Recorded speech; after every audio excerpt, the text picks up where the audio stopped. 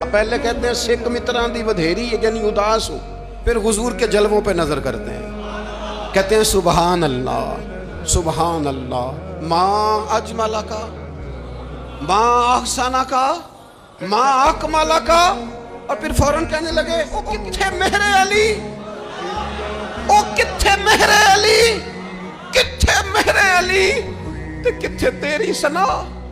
اب دیکھو مشتاق اکھی کتھے جاڑیاں بلغ العلا بے کمال کشفت دجا بے، اور میرے اعلیٰ حضرت کہنے لگے سرور کہوں کہ مالک و مولا کہوں، باغ خلیل کا گلے زیبا کہوں تجھے، تیرے تو وصف عیب تناہی سے ہیں بری، حیران ہوں میرے شاہ میں کیا کیا کہوں تجھے۔ کیا مقدر ہے صدیق و فاروق کے، جن کے گھر ہی رحمتوں کے خزینے میں، بھلا کیا کہا نبی پاک۔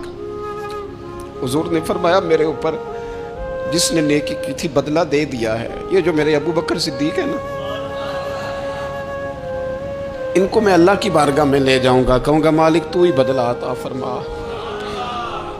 ایک ہاتھ میں جناب صدیق کا ہاتھ پکڑا، ایک میں حضرت عمر کا ہاتھ پکڑا، اور حضور مسجد نبوی سے باہر آ رہے ہیں، دیکھنے والے کی زبان سے بے ساختہ سبحان اللہ نکل گیا۔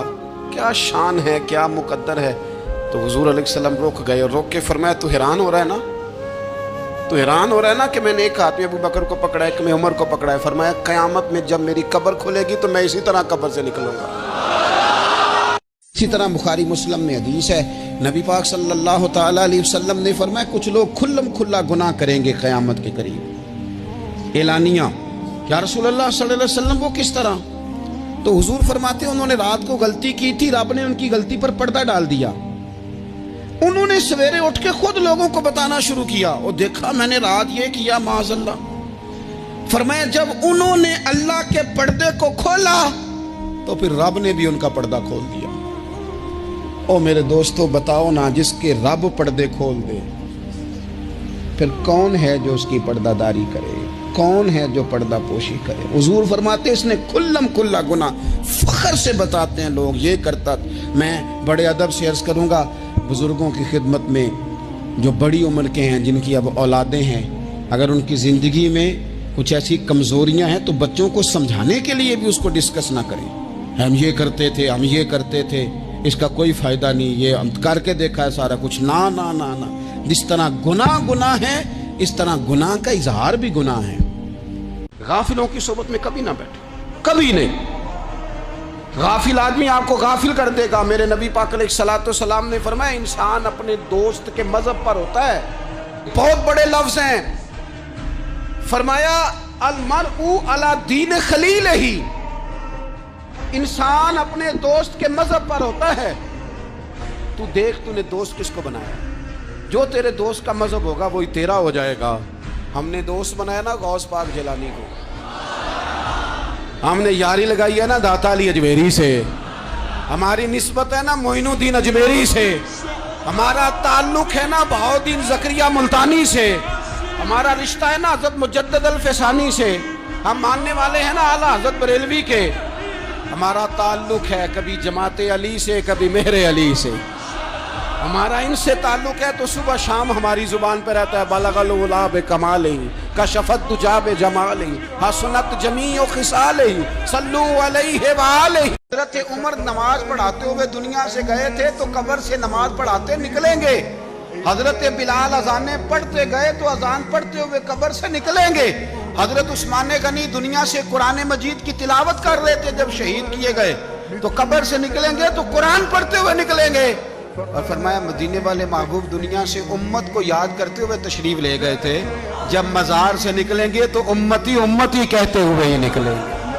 حضرت مولا علی شیر خدا فرمایا کرتے تھے میں تم پر دو باتوں کا خوف کھاتا ہوں، جو ڈر آتا ہے، ایک یہ کہ تم خواہش کی پیروی کرو گے، جو نفس کی خواہش ہوگی اس کے پیچھے لگ جاؤ، اور ایک تم لمبی لمبی امیدیں باندھو گے، اتنے سال جینا ہے، اتنے 100 سال جینا ہے، یہ کرنا ہے وہ کرنا ہے۔ منصوبہ بندی کریں مستقبل کے لیے، وہ بری نہیں، لیکن تیاری رکھیں، تیاری رکھیں، اس بات کا بھی خیال رکھیں کہ اللہ کی بارگاہ میں حاضر ہونا۔ رسول پاک صلی اللہ تعالی علیہ وسلم نے فرمایا جنت میں ایک ایسا محل ہے اس کے اندر کھڑے ہو کے دیکھیں تو باہر سے سارا کچھ نظر آتا ہے، اور محل کے باہر کھڑے ہو کے دیکھیں تو اندر کا سارا حسن دکھائی دیتا ہے۔ تو حضور توجہ دلاتے تھے تو صحابہ میں شوق پیدا ہوتا تھا، یا رسول اللہ کس کو ملے گا؟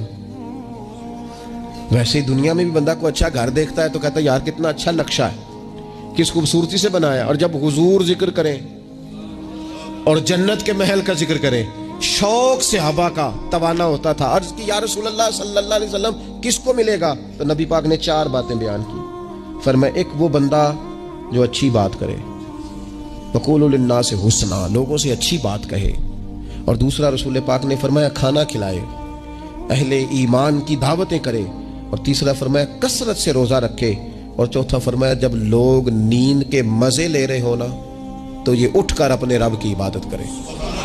ساون کی کالی راتوں میں جب بوندا باندی ہوتی ہے، وہ راتوں کو اٹھ اٹھ روتے ہیں جب خلقت ساری سوتی ہے۔ اور فرمایا جب لوگ خواب خرگوش میں ہوں، نیند کے مزے لے رہے ہوں، تو رب کے بندے اٹھ کے اپنے رب کو یاد کرتے ہیں۔ والذین یبیتون لربہم سجدا وقیاما، یہ 4 چیزیں جن لوگوں میں پائی جائیں، حضور فرماتے ہیں انہیں وہ عالی شان محل ملے گا جس کی تعریفیں گویا خود رسول کریم نے بیان فرمائی ہیں۔